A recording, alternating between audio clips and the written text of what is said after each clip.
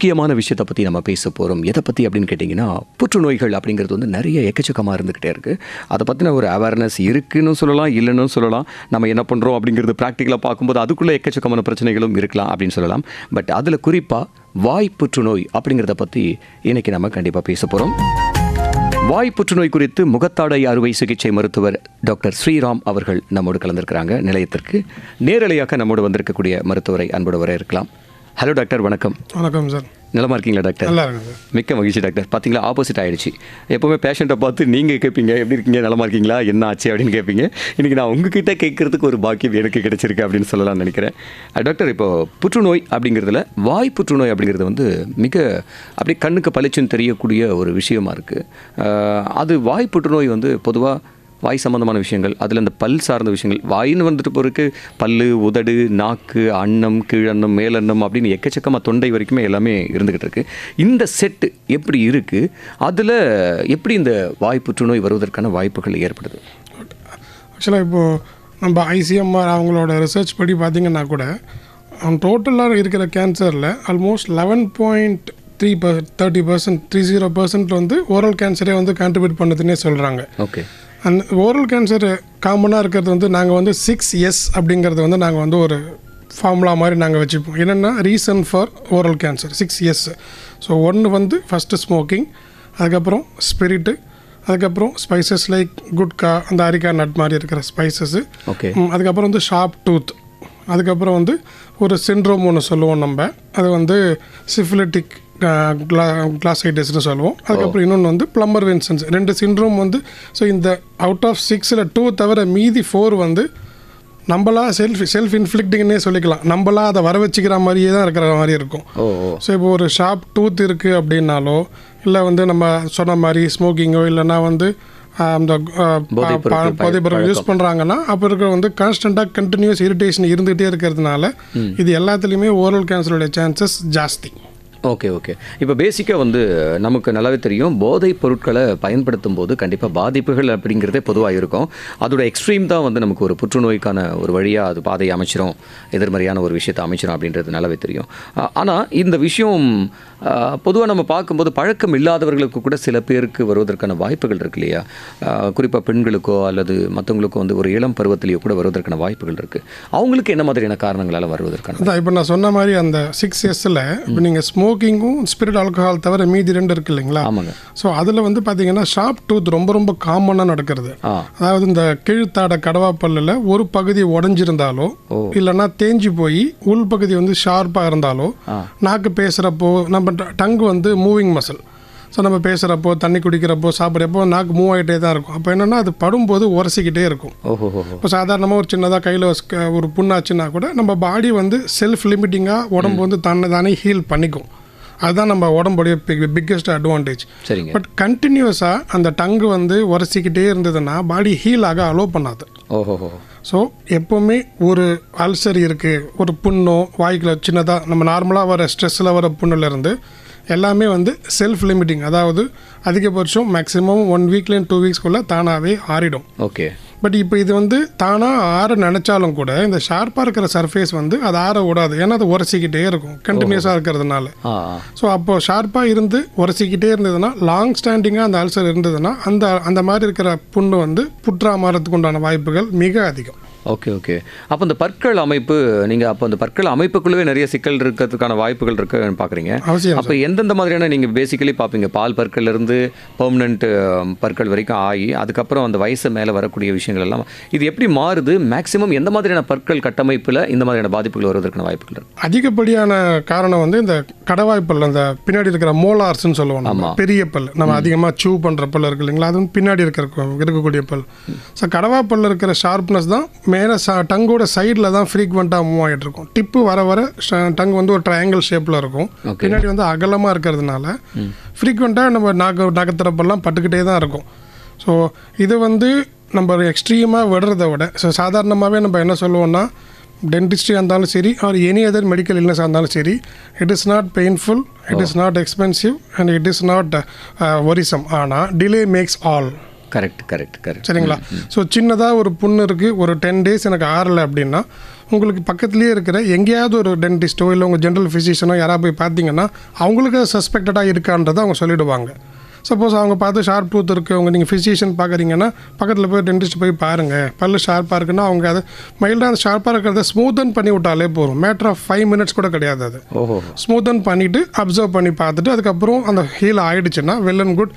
அதுக்கப்புறம் நம்ம புற்றை பற்றி யோசிக்க வேண்டிய அவசியமே இருக்காது. ஸோ ஒரு once in 6 months dental checkup அப்படிங்கிறது சொத்தைக்கு மட்டும் இல்லை, ஈருக்கு மட்டும் இல்லை, புற்றை கூட அவாய்ட் பண்ணக்கூடிய விஷயங்கள் வந்து ஒன்ஸ் இன் 6 months டென்டல் செக்கப்பில் பண்ணிக்கிறது வந்து நம்ம அவாய்ட் பண்ணிக்கலாம். அதான் ஆச்சரியமாக இருக்குது. இப்போ பற்களுக்குள்ளே அந்த வாய்க்குள்ளே நாக்கில் சின்ன புண்ணாக இருந்தாலுமே கூட உடனே நமக்கு அது தெரிய ஆரம்பிச்சிடும். எதுவுமே சாப்பிட முடியாது, தண்ணி கூட குடிக்க முடியாது, பேச முடியாது அப்படின்னு சொல்லுவோம். ஆனால் ஒரு பல் வந்து ரொம்ப ஷார்ப்பாக இருந்து அது குத்திக்கிட்டே இருந்து அது புற்றுநோய் வரைக்கும் போகுதுன்னா அப்போ மக்களால் எப்படி அதை மேனேஜ் பண்ணியிருக்க முடியும்? இல்லை அது எப்படி தாங்கிக்கிட்டு இருந்திருக்க முடியும் அந்த வழியை? இதை வந்து ரொம்ப சிம்பிளாக சொல்லணும்னா பியூர் நெக்லிஜென்ஸ்ன்னு தான் சொல்லணும். இப்போ நம்ம ஒரு சின்னதாக ஒரு அல்சர் இருக்குது, நம்ம வீட்டு வைத்தியம் ட்ரை பண்ணி பார்க்குறோம், இல்லைனா வந்து வேறு எதாவது ட்ரை பண்ணி பார்க்குறோம், ஓகே. ஆனால் எதுவாக இருந்தாலுமே ஸோ கையில் எறும்பு கடிச்சா வீங்குதுன்னா ஒரு 3-4 ஹவர்ஸில் அந்த வீக்கம் செட்டில் ஆகணும். கடிச்ச இடம் 5 நாளாக வீங்கியே இருந்ததுன்னா அப்போ ஏதோ ப்ராப்ளம் இருக்குன்னு நம்ம போய் பார்க்குறோம் இல்லையா? அந்த மாதிரி ஏதோ ஒரு சின்னதாக ஒரு அல்சர் மாதிரி ஒரு சின்ன கட். அல்சருங்கிறது அந்த உள்ளே இருக்கிற சதப்பகுதியில் ஒரு டிஸ்கண்டினியூவேஷன், அவ்வளோதான். ரொம்ப டெக்னிக்கலாக சொல்லாமல் சிம்பிளாக சொல்லணும்னா ஈவனாக சர்ஃபேஸ் இல்லாமல் ஒரு சின்ன கட் இருக்கிறதே நம்ம அல்சர் மாதிரி சொல்லலாம். ஓகே. அது லாங் ஸ்டாண்டிங்காக அவருக்கு இருந்துக்கிட்டே இருக்குது. நம்ம என்ன பண்ணாலும் நம்ம அந்த பக்கம் எதுவுமே பண்ணலைனாலும் அந்த பக்கம் புண்ணு ஆகிட்டே இருக்குது, புண்ணு ஆறலை அப்படின்னா அதுதான் சொல்கிறேன் 10 days மேக்ஸிமம் 2 weeks வரைக்கும் பார்க்கலாம். 2 weeksல அந்த அல்சரோ அந்த எனி கைண்ட் ஆஃப் அங்கே என்ன இருக்கோ அது ஹீல் ஆகலைன்னா தயவுசெய்து பக்கத்தில் போயிருக்கிற பார்த்தீங்கன்னா ஏர்லியர் இன்டர்வென்ஷன் இருந்துச்சுன்னா புற்று கூட இல்லைங்க, அதுக்கும் முன்னாடி இருக்கிற ஸ்டேஜ்லேயே கூட நம்ம அதை அவாய்ட் பண்ணிடலாம். அவ்வளோ தூரம் கொண்டு போக வேண்டிய அவசியமே இருக்காது. சூப்பர், சரியாக சொன்னீங்க டாக்டர். ரைட், ரொம்ப அற்புதமாக அழகாக சொல்லிக்கிட்டு இருக்காங்க. வாய் புற்றுநோயில் மிக முக்கியமாக பற்கள் சார்ந்த அந்த புற்றுநோய் பற்றி ரொம்ப தெளிவாக சொல்லிக்கிட்டு இருக்காங்க டாக்டர் ஸ்ரீராம். கடவாய் பல்லில் ஷார்ப்பாக இருந்தால் அது குத்திக்கிட்டே இருந்து அது நீண்ட காலமாக அதை கவனிக்காமல் விட்டுருந்தோம்னா அது எப்படி வந்து டெவலப் ஆகிட்டு ஒரு புற்றுநோய் வரைக்கும் கொண்டு போகுது. அப்படி கொண்டு போனாலும் அதுக்கு என்ன தீர்வு நம்மகிட்ட இருக்குது, உடனடியாக அதை சால்வ் பண்ணிக்க முடியும் அப்படிங்கிறதுக்கான வழிமுறைகள் கூட அழகாக சொல்லிக்கிட்டு இருக்காங்க. இன்னும் நிறைய கேள்விகளோட தொடர்ந்து பேசலாம் ஒரு சிறிய பாடலுக்கு பிறகு. நம்மோடு ஓரல் கேன்சர் பற்றி டாக்டர் ஸ்ரீராம் அவர்கள் பேசிக்கிட்டு இருக்காங்க. டாக்டர், இப்போது அந்த ஷார்ப்பான பல்லை பற்றின பாதிப்பு அதன் மூலமாக எப்படி புற்றுநோய் வருது அப்படின்னு சொல்லியிருந்தீங்க. பொதுவாகவே இந்த போதை பொருட்கள், போதை வஸ்துக்கள் அப்படின்னு சொல்லக்கூடிய அந்த விஷயத்தின் மூலமாக எப்படி அது என்னென்ன போதைப் பொருள்கள் மூலிமா எந்தெந்த மாதிரியான கேட்டகரிஸ் இருக்கும் இல்லையா, புற்றுநோய்கள் வருவதற்கான வாய்ப்புகள் இருக்குது, அது எப்படி ஃபார்ம் ஆகுதுன்னு சொல்லுங்களேன். அதான் இப்போ நம்ம முன்னாடி டிஸ்கஸ் பண்ண மாதிரி physical and chemical irritation. So அப்படி நம்ம சிம்பிளாக கேட்டகரைஸ் பண்ணிக்கலாம். இப்போ ஃபிசிக்கல் இரிட்டேஷன் நான் சொன்ன மாதிரி ஷார்ப் டூத்தோ அந்த மாதிரி இருக்கிறதுனால. கெமிக்கல் இரிட்டேஷனாக நம்மள அந்த மியூக்கோசான்னு சொல்லுவோம், உள்ள இருக்க அந்த சதை பகுதி இருக்குது இல்லைங்களா வாய்க்குள்ளே, அது வந்து நம்ம அந்த போதைப்பொருள் யூஸ் பண்ணுற எதுவாக இருந்தாலும் இந்த டொபேக்கோவில் any form of tobacco. Okay okay. நான் வந்து இந்த நீட்டாக இருக்கிறது யூஸ் பண்ணல, பன்னீர் மிக்ஸ் பண்ணி யூஸ் பண்ணுறேன். Any form of tobacco is injurious தான். நான் இதை வந்து கொஞ்சம் மிக்ஸ் பண்ணி யூஸ் பண்ணுறேன், டைல்யூட் பண்ணி யூஸ் பண்ணுறேன், அவங்க மனசுக்கு ஆறுதல் படுத்திக்குவாங்க. அது வேணால் அவங்க நம்ம திருப்திக்கு வேணால் அவங்க சொல்லிக்கலாமே தவிர any form of tobacco is injurious தான். ஸோ அப்போ வந்து அது வந்து அந்த டொபேக்கோ வந்து இந்த ஸ்கின்ல படுறப்போ கண்டினியூஸாக அந்த கெமிக்கல் இரிட்டேஷன் ஆகிக்கிட்டே இருக்கும். சாதாரணமாக நம்ம பாடி வந்து ஏதாவது பை மிஸ்டேக் நம்ம சூடாக சாப்பிட்டோம்னு வச்சுக்கோங்களேன், அப்போ கூட சில நாளில் வந்து புண்ணாயிடும். ஆனால் 2 or 3 days அது ஹீல் ஆகிடும். அந்த மாதிரி ஹீலிங் ஆகாமல் கண்டினியூஸாக ஒரு இடத்துல பவுச் மாதிரி உருட்டி ஒரு இடத்துல ஒதுக்கி வச்சுட்டே இருந்தாங்கன்னா கண்டினியூஸ் இரிட்டேஷன், கெமிக்கல் இரிட்டேஷன் அந்த பர்டிகுலர் பிளேஸில் இருந்துக்கிட்டே இருக்கும். ஸோ அது லாங் ஸ்டாண்டிங்காக அந்த இரிட்டேஷன் ஆகிட்டே ஒரு லேயராக இன்வேட் ஆகி உள்ளே போகிறப்ப தான் அப்போ வந்து நம்ம புற்றுக்குண்டான சாதி வந்து அதிகமாக இருக்கும். ஸோ இது கெமிக்கல், அது ஃபிசிக்கல் ரீசன் மாதிரி இது கெமிக்கல் இரிட்டேஷன் ஜாஸ்தி ஆகிறதுனால இந்த அந்த போதை வஸ்துக்கள் எதுவாக இருந்தாலுமே ரொம்ப நேரமாக கண்டினியூஸாக இரிட்டேஷன் அந்த இடத்துல பர்டிகுலர் பிளேஸில் இருந்துகிட்டே இருந்ததுன்னா அந்த இடம் வந்து வல்னரபிள் ஃபார் கேன்சர்ஸ் தான். Okay okay. இன்றைக்கி நிறைய வகையில் நீங்கள் சொன்ன மாதிரி அந்த போதைப் பொருட்கள் நிறைய வகையாக கிடைக்குது, நிறைய அதனுடைய பயன்பாடு அப்படிங்கிறது பரவலாகவே நம்ம பார்த்துக்கிட்டு இருக்கிறோம். ஆனால் காலகாலமாக நம்மளுடைய தாத்தா பாட்டி இவங்கெல்லாம் இருக்காங்க இல்லையா, இன்றைக்கும் கூட கிராமப்புறங்கள் அப்படின்னு பார்க்கும்போது அவங்க இந்த புகையிலை அப்படின்னு சொல்லுவாங்க, அந்த மாதிரி விஷயங்கள் பயன்படுத்துகிறதோ அல்லது வேறு இந்த வெத்தலை பாக்கு போட்டு அது கூட வேறு எதெல்லாம் சேர்க்கக்கூடாது அதெல்லாம் சேர்த்து பண்ணுறது, இது வந்து நாளடைவில் அவங்களுக்கான அந்த புற்றுநோய் ஏற்படுவதற்கான வாய்ப்புகள் இருக்கா, அது அவங்களுக்கு தெரியுமா, அதனுடைய பெர்சன்டேஜ் எவ்வளோ இருக்கும்? எல்லாமே ஈக்குவல் பர்சன்ட் தான் சார். இதில் வந்து இது ஜாஸ்தி கம்மின்னு எதுவுமே கிடையாது. அவேர்னஸ் கம்மி, அது ஒன்று தான் நம்ம வந்து சொல்லி ஆகணும். நான் வந்து ஒரு நாளைக்கு 1 தான் சாப்பிட்றேன், ஒரு நாளைக்கு 10 சாப்பிட்றேன் அப்படிங்கிறது கிடையவே கிடையாது. கண்டினியூஸாக இருக்கிற எதுவாக இருந்தாலுமே வந்து அதுக்கு உண்டான புற்று வரணும்னா கண்டிப்பாக அந்த இடத்துல வந்து தான் தீரும். ஸோ நான் ரொம்ப வருஷமாக சாப்பிட்டுட்டு இருக்கேன். இப்போ சில பேர் கேட்பாங்க, என் ஃப்ரெண்டு 15 வருஷமாக சாப்பிட்றான், அவனுக்கு வரவே இல்லை, 2 வருஷமாக சாப்பிட்றேன், என்னையே சொல்கிறீங்க அப்படின்னு. ஸோ 2 வருஷம் சாப்பிட்டாலும் 15 வருஷம் சாப்பிட்டாலும் அவங்களோட பர்டிகுலர் செல்லு, அவங்க உடம்புடைய டிஃபென்ஸ் மெக்கானிசம்னு ஒன்று இருக்குது. ஸோ அது எல்லாமே மல்டி ஃபேக்டோரியல் தான். இப்போ ஒரு ரீசன் மட்டுமே அப்படின்னு சொல்ல முடியும். அதுக்காக ஒரு தடவையும் அந்த டொபாக்கோ சாப்பிட்றாங்கன்னா அவங்க எல்லா டெஸ்ட்டும் எடுத்து எனக்கு இம்யூனிட்டி இருக்கான்னு பார்த்துட்டா செய்ய முடியும். ஸோ அதுவுமே பாசிபிள். ஆனால் ஜென்ரலாக அவேர்னஸ் வந்து இது பண்ணாமல் இருக்கிறது பெட்டர். பண்ணதுக்கப்புறம் இது ஆயிடுச்சு அப்படின்னு பயப்படுறத விட, கஷ்டப்பட்டு இருக்கிறத விட, அது பண்ணால் நமக்கு வந்து ஃபேவரபுளாக இல்லைன்னு இருக்கிறப்போ அதை பண்ணாமல் இருக்கிறது பெட்டர். Okay okay. இப்போ இந்த வாய் புற்றுநோயில் வந்து இந்த பற்களை தாண்டி வந்து தாடை பகுதிகள் எல்லாம் இருக்குது, நாக்கு இருக்குது. இப்போ நாக்கு நம்ம சுத்தப்படுத்தலைன்னா, சுத்தமாக இல்லைன்னா இந்த மாதிரியான பிரச்சனைகள் வருவதற்கான வாய்ப்புகள் இருக்குது அப்படின்னு சொல்லிட்டு, இப்போ பற்கள் அந்த ஷார்ப்பான பல் வந்து இதுவானதுனால நமக்கு வருதுன்னு சொன்னோம். அந்த மாதிரி அந்த வாய் பகுதியில் இருக்கக்கூடிய வேற ஒரு பார்ட்டின் மூலமாக புற்றுநோய் வருவதற்கான வாய்ப்புகள் அது எங்கே வேணால் வரலாம் சார். இப்போ அந்த நான் இப்போ கெமிக்கல் இரிட்டேஷன் மாதிரி சொல்கிறேன் இல்லையா, ஸோ லிப்ஸில் வரலாம், இந்த கன்னத்தோட உள்பகுதி, அந்த பக்கல் மியூக்கோசான்னு சொல்லுவோம். ஆமாம், அடிக்கடி சில நேரங்களில் வரும், அந்த இடத்துல வரும். நீங்கள் இப்போ நம்ம மூவிலாம் போகும்போது ஃபர்ஸ்ட் இப்போ வீடியோ போடுவாங்க இல்லையா, அவேர்னஸ் வீடியோ, அப்போ சைடில் பார்த்தீங்கன்னா இங்கே ஒரு ஹோல் வந்த மாதிரிலாம் வீடியோ இருக்கும். அது எல்லாமே வந்து இந்த கன்னத்தோட உள்பகுதியில் வந்து அந்த இடத்துல வர்றதுக்கும் வாய்ப்புகள் இருக்குது. அன்னத்தில் வரும், இல்லைனா வந்து நம்ம எச்சம் முழுங்குறோம் இல்லைங்களா, ஸோ அந்த த்ரோட் ரீஜன்லேயும் வரும். ஸோ ஒரு இடத்துல தான் வரணும் அப்படிங்கிறது கிடையவே கிடையாது. ஸோ எந்த ரீஜனில் வேணாலும் வரலாம். சில பேர் வந்து இந்த உதட்டுக்கு ஓரமாக ஒதுக்கி வைப்பாங்க, சில பேர் வந்து கன்னத்துக்கு ஓரமாக ஒதுக்கி வைப்பாங்க. ஸோ எந்த இடத்துல ஒதுக்கி வைக்கிறாங்களோ, சாதாரணமாக டியூமர் வந்து 2 டைப்பாக சொல்லுவோம் சார். பினைன் டியூமர்னு சொல்லுவோம், மேலிக்னன்ட், தட் இஸ் புற்றுன்னு சொல்லுவோம் நம்ம. பினைன் டியூமருங்கிறது வந்து அந்த அந்த அங்கே இருக்கிற அந்த கட்டி ஆர் சம் சேஞ்சஸ் இந்த செல் ஸ்ட்ரக்சர் வந்து நெக்ஸ்ட் அட்ஜசன்ட் ஸ்ட்ரக்சரை இன்வேட் பண்ணலை அப்படிங்கிறது பினைன்னு சொல்லுவோம் நம்ம. அதுவே பினைன் வந்து அட்ஜசன்ட் ஸ்ட்ரக்சரை இன்வேட் பண்ணுது அப்படின்னா அது வந்து நம்ம மெலிக்னன்ட்டோ இல்லை நியோபிளாசம்னோ சொல்லுவோம். அது என்னென்னா, சாதாரணமாகவே கேன்சருங்கிறது அப்நார்மல் க்ரோத் ஆஃப் செல். ரொம்ப எல்லாருக்கும் புரிகிற மாதிரி சொல்லணும்னா அப்நார்மல் க்ரோத் ஆஃப் செல். இப்போ நம்ம ஓரல் கேன்சரில் இப்போது அதில் ரொம்ப டெக்னிக்கலாக ஒரு ஸ்பெசிஃபிக் ஒரு டெஃபினிஷனே சொல்கிறப்போ என்ன சொல்கிறாங்கன்னா, even after cessation of a stimuli. அதாவது ஸ்டிமுலைங்கிறது என்னென்னா ஏதோ ஒன்று தூண்டிக்கிட்டே இருக்குது.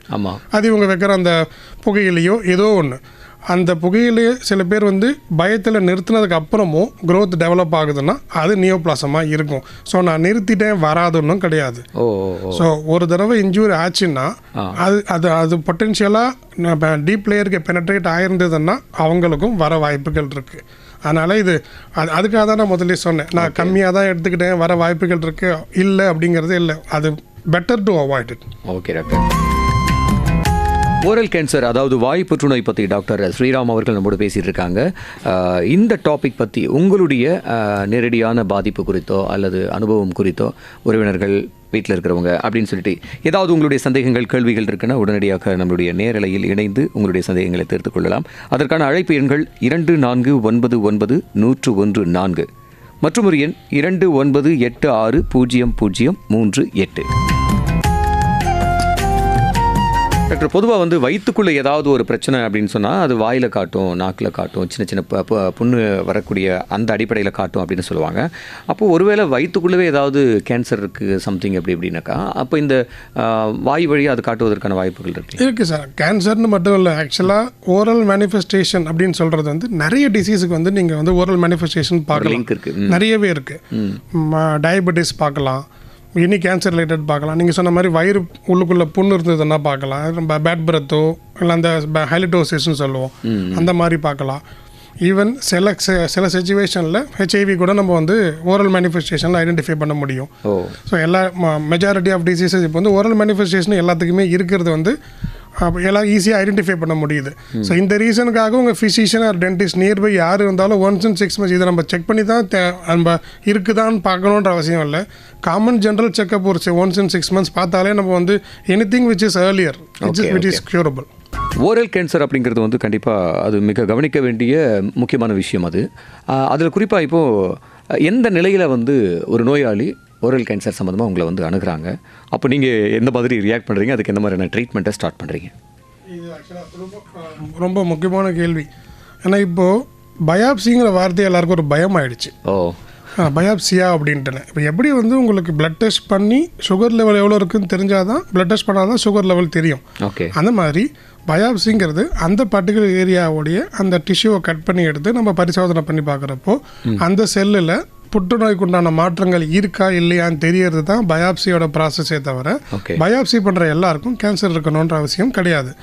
ஸோ நம்ம கேன்சர் ரூல் அவுட் பண்ணுறதுக்கே பயாப்சி தான் நம்ம வந்து ஃபஸ்ட்டு பண்ண வேண்டியது. ஓகே. ஏன்னா அந்த எவ்வளோ தூரம் நான் சொன்னேன் இல்லையா, invading to the adjacent structure எவ்வளோ தூரம் கீழே உள்ளே போயிருக்கு அப்படின்னு பார்த்துட்டு அண்ட் மெலிக்னண்ட்டாக இருந்தால் அதுக்குன்னு சில specific pattern of cell structure changes இருக்கும். ஸோ அதெல்லாம் இருக்கான்னு செக் பண்ணுறதுக்காக தான் நம்ம வந்து பயாப்சியே பண்ணுறோம். ஸோ அந்த பயமே முதல்ல நம்மக்கிட்ட வந்து எல்லாருக்கிட்டையுமே இருக்குது. ஸோ பயாப்சிங்கிற பயத்தை வந்து பயாப்சி பண்ணுறனாலே பயன்றதை உடச்சி பயாப்சியும் ஒரு நார்மல் டெஸ்ட் மாதிரி தான் அப்படிங்கிற பயம் குறைஞ்சாலே வந்து ட்ரீட்மெண்ட்டுக்கு உண்டான அடுத்த விஷயங்கள் நம்ம வந்து யோசிக்க ஆரம்பிக்கலாம். Okay okay. எந்த நிலையில் உங்ககிட்ட வராங்க டாக்டர்? எந்த நிலையில், எந்த லெவலில் வந்து உங்ககிட்ட பார்க்குறாங்க? அது கேட்டகரிஸ் நிறைய பண்ண வேண்டியது இருக்குது சார். கேன்சரை பொறுத்த வரைக்கும் என்னென்னா TNM 3 ஸ்டேஜிங் சொல்லுவோம் நம்ம. ஸோ T அப்படிங்கிறது டியூமரோடது, என்னங்கிறது நோடு லிம்ஃப் நோடு, அதாவது நரிக்கட்டுறதுன்னு சொல்லுவோம்ல அந்த லிம்ஃப் நோடு, எம்ங்கிறது மெட்டாஸ்டிஸ், அதாவது ஒரு இடத்துலேருந்து இன்னொரு இடத்துக்கு பரவுறது. ஸோ அதை பேஸ் பண்ணி தான் நம்ம ஸ்டேஜ் கேட்டகரைஸ் பண்ணுவோம். அதில் டியூமர் சைஸ் வந்து 2 சென்டிமீட்டர்லேருந்து மேக்ஸிமம் 4 சென்டிமீட்டருக்குள்ளே இருந்துச்சுன்னா அதை வந்து நம்ம வந்து ஸ்டேஜ் 1 and 2 அப்படின்னு நம்ம சொல்லுவோம். ஸோ மோர் தேன் 4 சென்டிமீட்டர் ஆர் நோடு, அதாவது அந்த நரிக்கட்டுற சொல்கிறோம் இல்லைங்களா, அந்த நோடுலேயும் பாசிட்டிவாக இருந்துச்சு அப்படின்னா அது ஸ்டேஜ் 3. ஸோ அதுக்கப்புறம் டியூமர் சைஸ் மோர் தேன் 6 சென்டிமீட்டர், நோடல் பாசிட்டிவ் ப்ளஸ் மெட்டாஸ்டே, அது இப்போ நெக்கில் இந்த ஹெட் அண்ட் நெக்கில் இருந்து லங்குக்கு மெட்டாஸ்டேஸ் ஆகிருக்கு, அந்த மாதிரி வேறு இடத்துக்கு பரவி இருந்ததுன்னா அது M பாசிட்டிவ். ஸோ டியூமர் ஜென்ரலைஸ்டாகவே ஸ்டேஜ் 1 and 2, அதாவது size of tumour less than 4 centimetre இருந்துச்சுன்னா ப்ரொக்னோசிஸுங்கிறது success rate. Okay. So stage 1 and 2 success rate ரொம்பவே நல்லாயிருக்கு. So early detection of oral cancer நம்ம பண்ணி ப்ராப்பர் இன்டர்வென்ஷன், அந்த சர்ஜிக்கலோ கீமோவோ ரேடியேஷனோ ப்ராப்பர் இன்டர்வென்ஷன் ஏர்லியராக பண்ணால் 87% of chances of survival is more compared to stage 3 and 4. So early detection is always better. So stage 1 and 2 நம்ம approach பண்ணோம்னா success rate is very high. Super super. அப்போது இப்போ 87% கூட okay, அது வரைக்கும் நமக்கு க்யூர் ஆகிறதுக்கான வாய்ப்பு இருக்குன்னு சொல்லும்போது அந்த ஸ்டேஜ் 1 and 2 இருக்க ரெக்கவரி ஆனவங்க மீண்டும் மறுபடியும் அவங்களுக்கு வருவதற்கான வாய்ப்புகள் இருக்குது. அது எவ்வளோ பீரியட் தாண்டி வருவதற்கான வாய்ப்புகளாக இருக்கும்?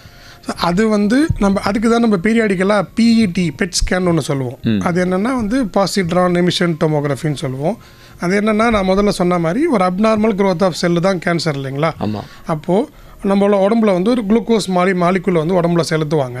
இப்போ நார்மலாக ஒரு இடத்துக்கு இவ்வளோ தான் எடுத்துக்கணுன்னா நீங்கள் ஸ்கேனில் பார்க்குறப்போ அதிகமான ஒரு இடத்துல அது இருக்குது அப்படின்னா அப்டேக் இருக்குன்னா அந்த இடத்துல எக்ஸ்ட்ராவாக பரவி இருக்குன்னு அர்த்தம்.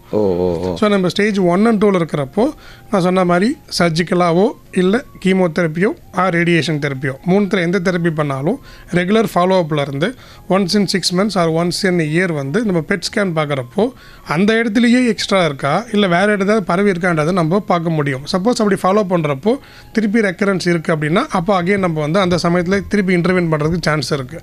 பட் நம்ம ஒரு தடவை பண்ணிட்டோம்னு சொல்லிட்டு ஒரு 5 வருஷம் கழிச்சு திருப்பி போய் பார்க்குறப்போ அது ஒரு இடத்த விட்டு 2-3 இடத்துக்கு பரவி இருந்ததுன்னா அப்போ நம்மளுடைய சக்ஸஸ் ரேட் வந்து காம்ப்ரமைஸாக இருக்கும். ஸோ ஸ்டேஜ் 1 and 2 நம்ம எனி ப்ரொசீஜர் பண்ணியிருந்தாலுமே follow up is very important. Okay.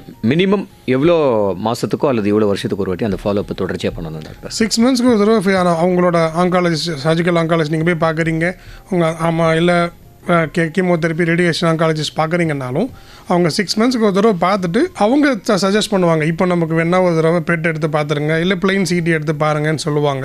அப்போ நமக்கு டவுட் இருந்ததுனாலோ இல்லை ரூல் அவுட் பண்ணுறதுக்காகவோ செக் பண்ணிக்கிறது ஆல்வேஸ் சேஃப்.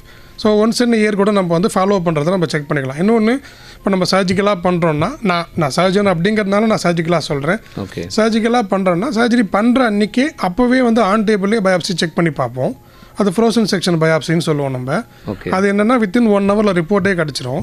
ஸோ நம்ம சர்ஜரி பண்ணி கொடுத்து நம்ம எந்த ரீஜனில் இருக்கோ அங்கேருந்து 2 சென்டிமீட்டர் வரைக்கும் அட்ஜசன்ட் ஸ்ட்ரக்சரை சேர்த்து எடுப்போம். ஸோ அது வரைக்கும் எக்ஸ்டெண்ட் ஆகலை அப்படின்னா அதுக்கப்புறம் தேவையே இருக்காது.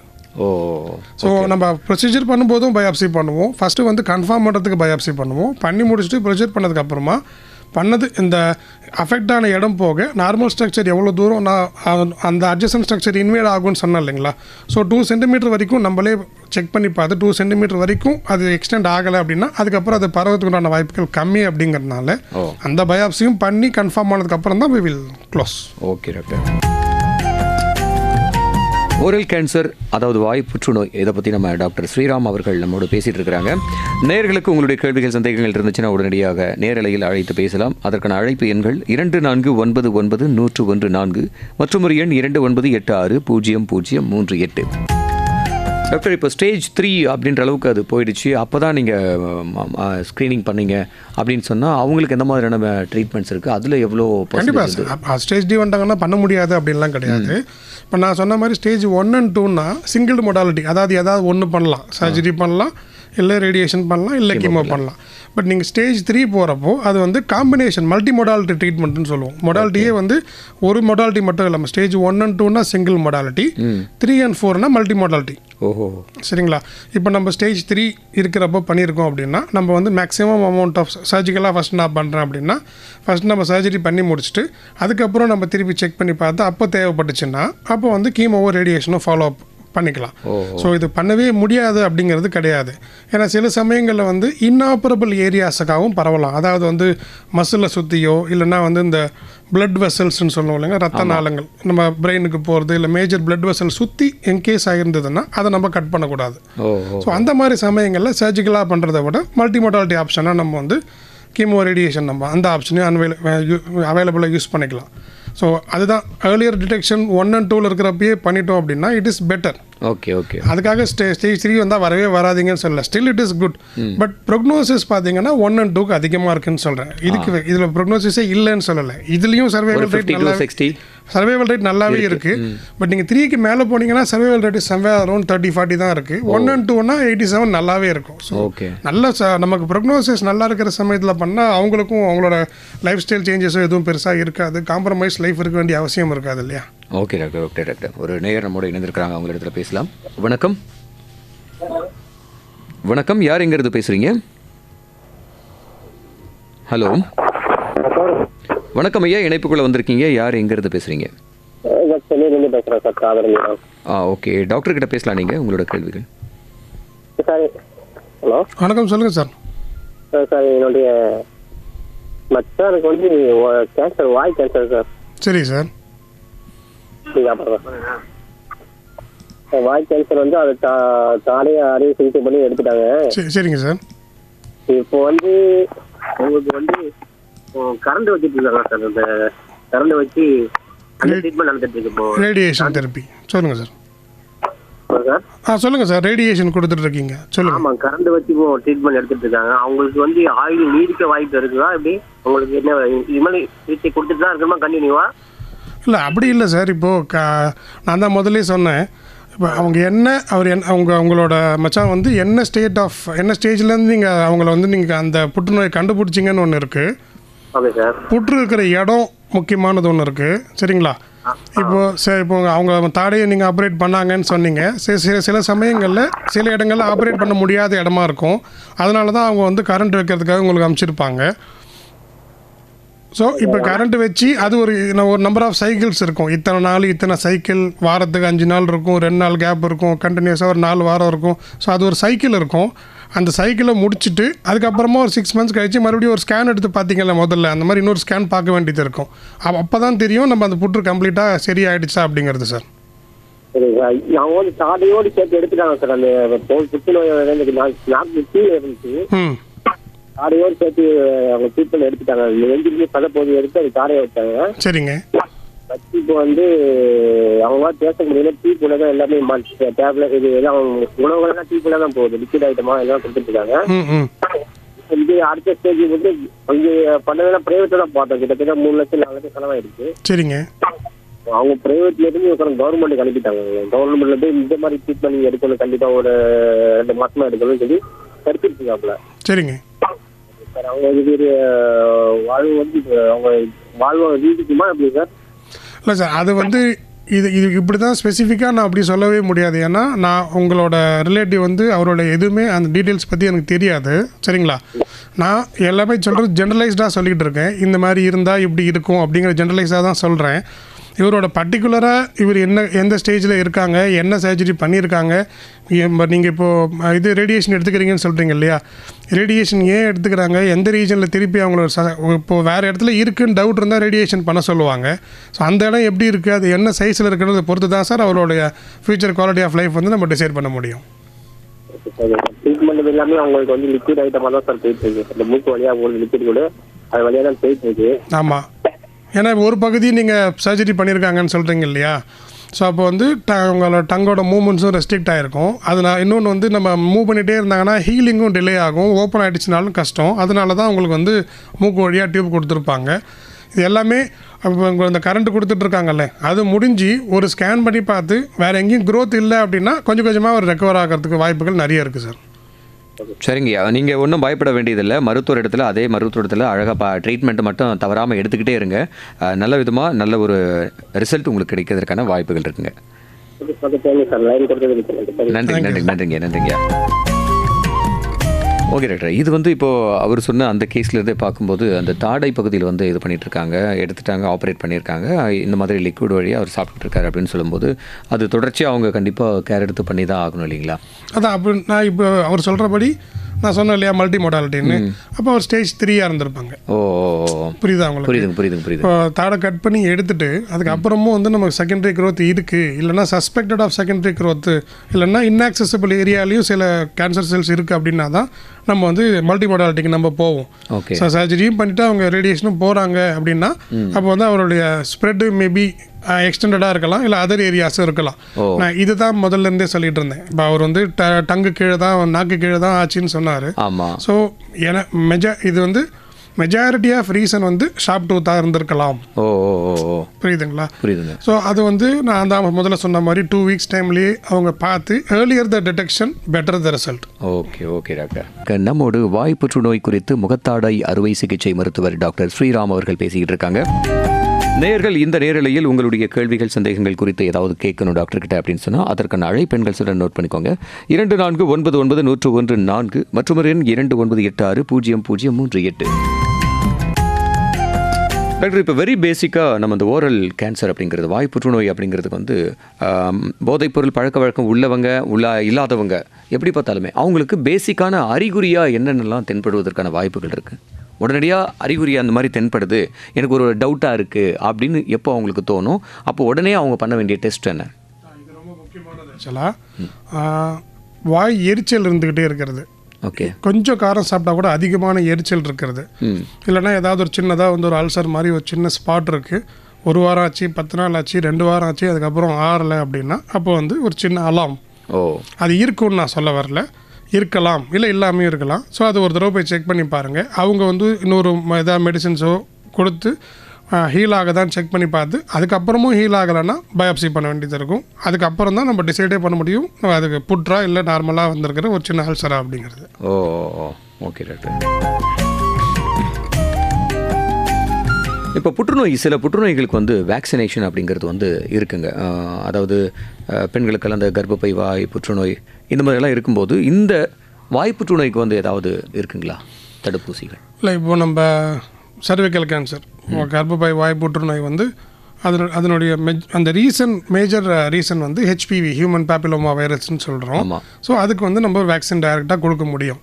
ஏன்னா அது வந்து சிங்கிள் டைரக்ட் ஃபேக்டோரியல், அதுதான் ரீசன். அதனால் அதை கொடுத்தா வந்து நம்ம நார்மலாக நம்ம கோவிட் இன்ஜெக்ஷன் எடுத்துக்கிட்ட மாதிரி கொரோனா வைரஸுக்கு இந்த வேக்சினேஷன் எடுத்துக்கிட்டால் வராதுங்கிற மாதிரி நம்ம எடுத்துக்கலாம். ஓகே, அதே மாதிரி இன்னொன்று வந்து சம் டைப் ஆஃப் லிவர் கேன்சருக்கு ஹெப்படைட்டிஸ் பி வேக்சினேஷனும் நம்ம எடுத்துக்க முடியும். ஸோ இன்றைக்கி குளோபலாக இந்த கேன்சருக்கு வேக்சின் இருக்கிறது இது 2 தான். ஸோ ஒன்று வந்து ஹெச்பிவி வேக்சினும், இன்னொன்று ஹெப்படைட்டிஸ் பி வேக்சினும். ஸோ இப்போ நம்ம இந்தியன் கவர்மெண்ட்டுமே கூட ஹெச்பிவிக்கு வந்து ஒரு ட்ரைவ் கொண்டு வந்திருக்காங்க. ஸோ உங்களோட நியர்பை இருக்கிற கைனகாலஜிஸ்ட் போய் பார்த்து அதை வந்து நம்ம கவர்மெண்ட் ஆரம்ப சுகாதார நிலையமாக இருந்தாலும் சரி, இல்லை அவங்க ப்ரைவேட் ஹாஸ்பிட்டல்ஸ் எங்கேயா இருந்தாலும் சரி, மகப்பேறு மருத்துவரை போய் ஒரு தடவை செக் பண்ணி பார்த்துட்டு அவங்கக்கிட்ட இந்த மாதிரி இன்ஜெக்ஷன் இருக்காமே போடலாமான்னு கேட்டாங்கன்னா அவங்களோட ஹெல்த் ஸ்டேட்டஸ் செக் பண்ணிவிட்டு எல்லாருமே எடுத்துக்கக்கூடிய விஷயம் தான் வந்து அந்த ஹியூமன் பேப்பிலோமா வைரஸ் ஹெச்பிவி, அந்த சர்விக்கல் கேன்சருக்கு உண்டான vaccination. Okay. So oral cancer வந்து இது வந்து பர்டிகுலராக பண்ண முடியாதுன்னா நான் சொல்கிற மாதிரி இது மல்டி ஃபேக்டோரியல். ரிஸ்க் ஃபேக்டர்ஸ் வந்து நிறைய இருக்குது. எதுக்கு சார்? இதுலையா? இதில் ஒரு நிறைய ஸ்க்ரீனிங் பண்ணுறதுக்கு இல்லை, இது ஒரு விஷயம் தான் இதை காசு பண்ணுதுன்னு சொல்ல முடியல இல்லைங்களா?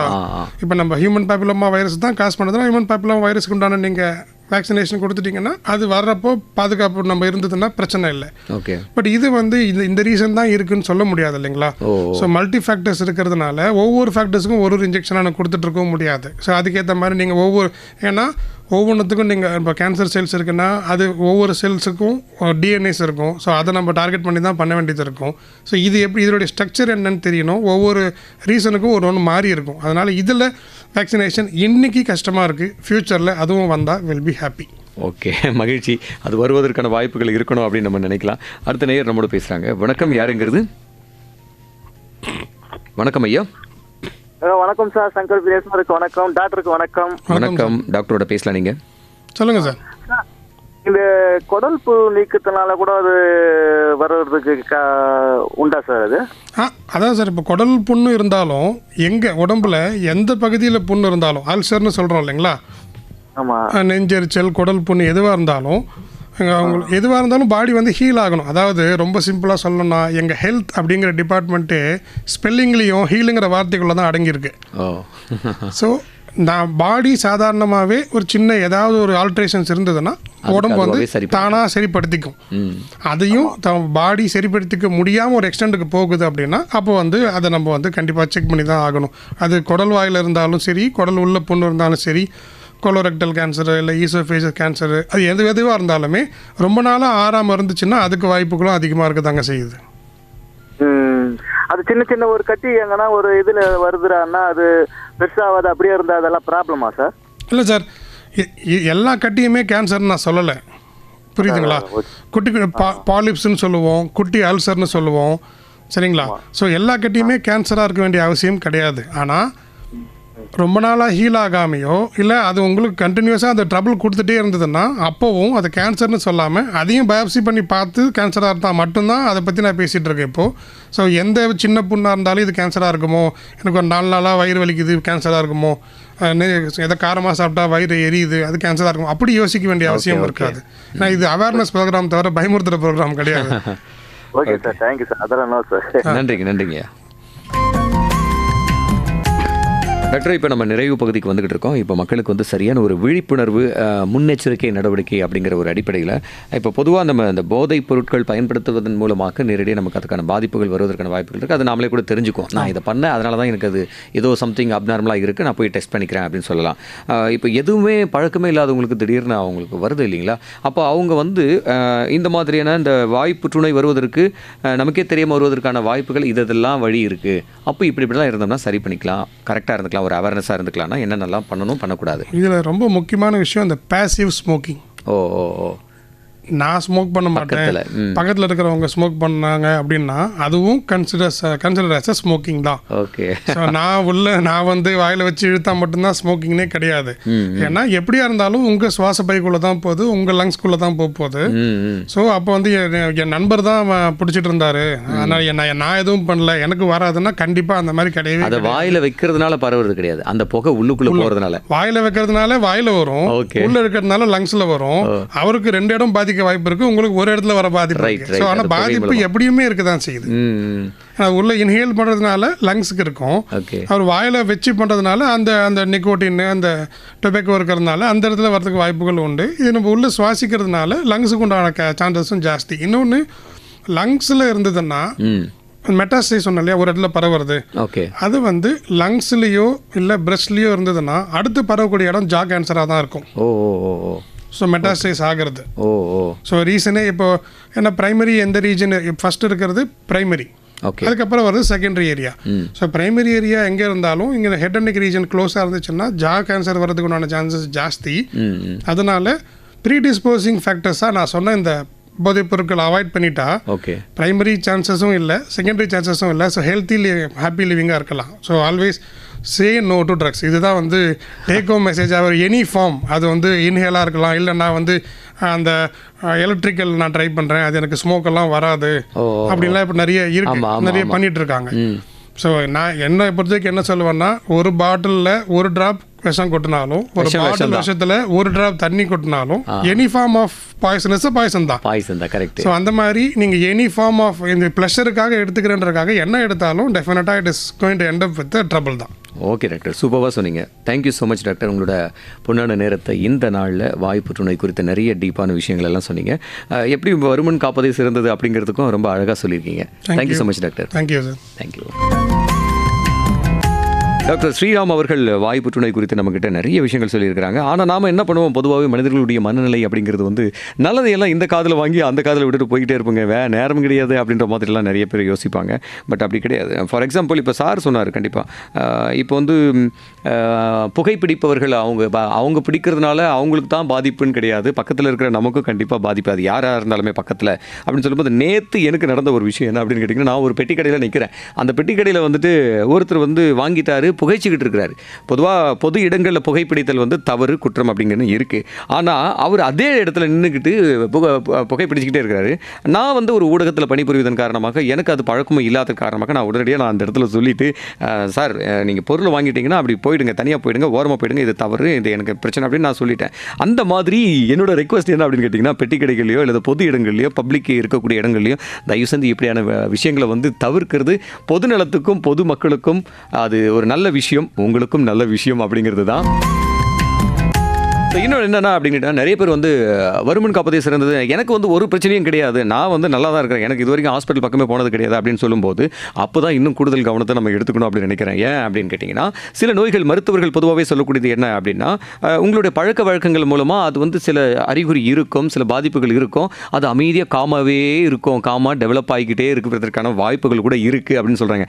அதனால தான் நாம் வந்து ஹெல்த் செக்அப் அப்படிங்கிற விஷயங்கள் முன்கூட்டியே மருத்துவர்களை அணுகிறது. சின்ன ஒரு சந்தேகம் வந்துச்சுன்னா கூட, ஒரு அப்நார்மலான ஒரு விஷயம் இருந்துச்சுன்னா கூட உடனடியாக மருத்துவரை அணுகி அதை பற்றி தெரிஞ்சுக்கிறதுல ஒரு தவறும் கிடையாது அப்படின்னு சொல்லிட்டு, இல்லைங்க எனக்கெல்லாம் பண கஷ்டங்க, நிறைய பிரச்சனை இருக்குங்க அப்படின்லாம் சொன்னால், அதுக்கும் எக்கச்சக்கமான ஸ்கீம்ஸ் கவர்மெண்ட் சைட்லேருந்து நமக்கு வந்து ஹெல்த் சம்மந்தமான இன்சூரன்ஸ்லேருந்து எக்கச்சக்கமாக இருக்குது. அதை தாண்டி பொது மருத்துவமனைகள் நமக்காகவே இன்றைக்கி சென்னை, தமிழ்நாடு அப்படிங்கிறது வந்து உலகத்திலேயே நம்பர் 1 மருத்துவம் அப்படிங்கிற அளவுக்கு பெரிய அளவில் அந்த மருத்துவத்தில் தன்னிறைவு பெற்றுக்கிட்டு வந்துகிட்டு இருக்கிறோம் அப்படிங்கிறதுல நம்ம பெருமிதமான ஒரு விஷயம் தான். அதுவும் இருக்குது நமக்கு பக்கபலமாக அப்படின்னு சொல்லும்போது, எதுக்குங்க நம்ம நோய்களை உள்ளே வச்சுக்கணும், உள்ளே எடுத்துக்கணும், அதை தூக்கி போட்டு அடிச்சுட்டு விரட்டிட்டு தன்னம்பிக்கையோட நடைய போட்டுக்கிட்டே